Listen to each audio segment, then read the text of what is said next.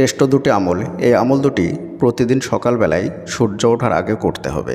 প্রতিদিন সকালবেলায় ফজরের নামাজের পরে এই আমল দুটি করে তারপরে ঘর থেকে বের হবেন। এবং এই আমলটি আমার জীবনে বাস্তব এবং পরীক্ষিত সত্য আমল, যে আমলটা আমি নিজে করেছি এবং করার পরে ফলাফল পেয়েছি।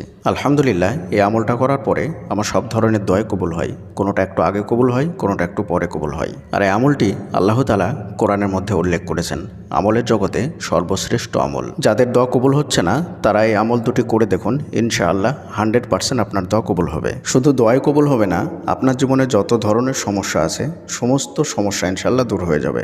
আজকের এই ভিডিওটি অনেক গুরুত্বপূর্ণ ভিডিওটি শেষ পর্যন্ত স্কিপ না করে শুনবেন। প্রত্যেককে বলছি, যাদের দোয়া কবুল হচ্ছে না বা যারা দোয়া করতে চান বা দোয়া কবুল করাতে চান তাদের অবশ্যই এই দুটি আমল জেনে রাখা দরকার। এই আমল দুটি জেনে রাখলে দোয়ার জগতে আর কোনো আমল জানার দরকার নেই ইনশাআল্লাহ। এই আমল দুটি করতে